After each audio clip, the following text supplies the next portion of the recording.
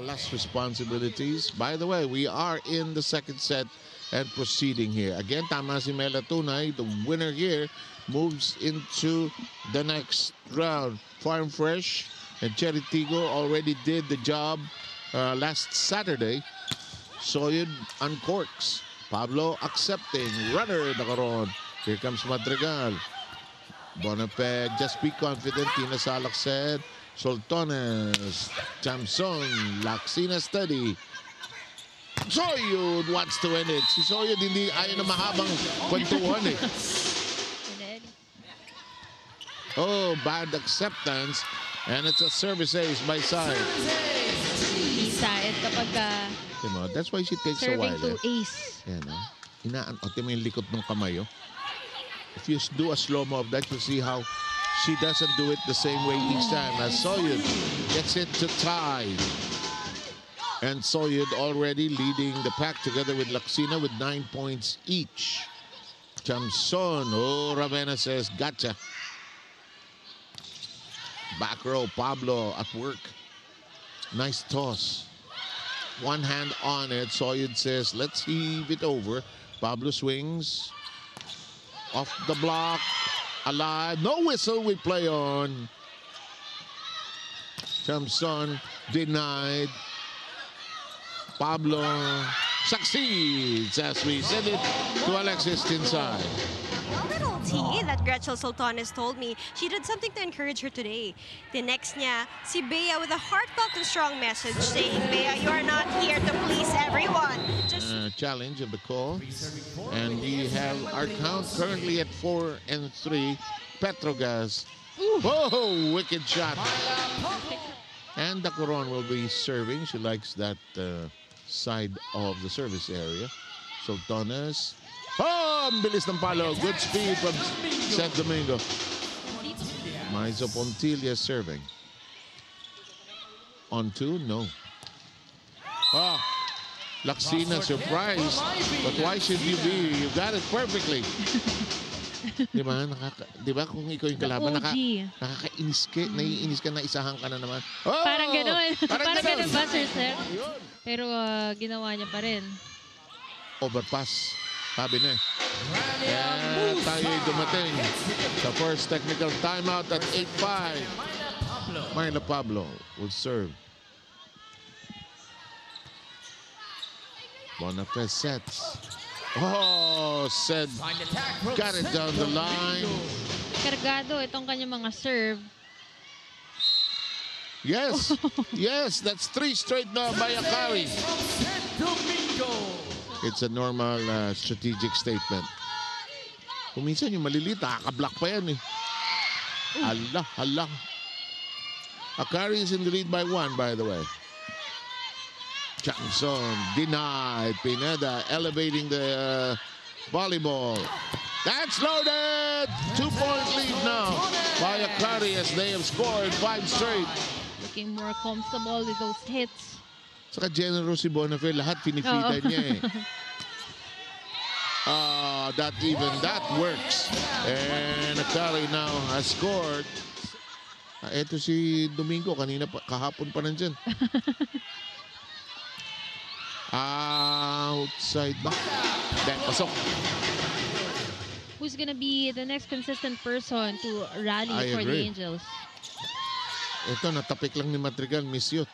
Oh, ganda ng direksyon. May nag-volunteer na, Sir Seth. Should be 11 all. Yes, it is. Soyud from the rear. Oh, too hot to handle. And Soyud has consistently looked for that cross-court spot of this match. Oh, service ace from the young setter. Malayo pa ito, pero kung if they will stay with Bonaparte and she's going to be in for a challenge against Signal if they go cross. Sa bola, that's a good point, yeah. And I think, being a coach herself, she has this camp where she trains kids. Oo nga pala. Being a coach herself, it allows her to be more mindful eh. And I think Bonaparte. Unable to get to it. Dikit na dikit itong dalawang ito. Jamson. Bonafé. Laksina. Yes. Pag cross court, she's in a good place.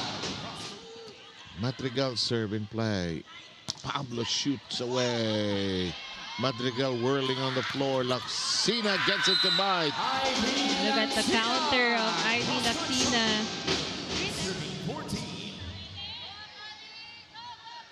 There's Madrigal. Pineda accepting. That's blocked. Nowhere to go. Boy, I'm not used to not seeing her playing and being so jubilant and buoyant along the sideline there. Pablo gets that to work.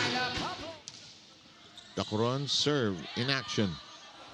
Soyud tries this time and makes it. So the gray area for Petragas is who's gonna be the next person to step up. Tempiatura unable to handle it. I see Myla Pablo will play with the serve in action. That should score.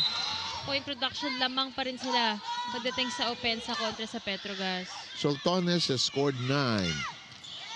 In play, it is playable. It becomes an opportunity for Victoria to celebrate. Pila ni Victoria sa sarili niya just to avoid the net. Ah!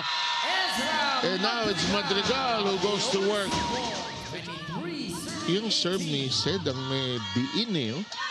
Woo! One-handed pickup. Victoria got to it. Soltones blocked. Domingo kneeling down. Soltones tries again. Shoots it against the hands. Good one-hand ground pickup. Oh, when you're lucky and you are industrious, the luck can be created. Hindi na kasi tumalon si Victoria, inabot na lang eh. Kaya pa din. This Akari team has potential, dug up by Domingo. And play one more. Tina wants it. Regalo. Great defense displayed by Akari both at the net and on the floor. Alam mo, very light yung ship na tinatakbo nito. Even if this is the score. Mabuti pang tapusin mo na agad eh. Lamang ka na ng dalawa. Eto na.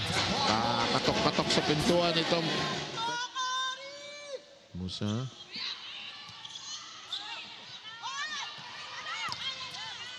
Tataas ulit. One more time around the block.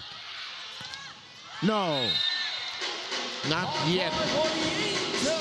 So, something very nice for Bonafé to adapt as a young developing center here for the team. Almost scoring a point there. Yeah, because that was the intention from the timeout. What a way to end set number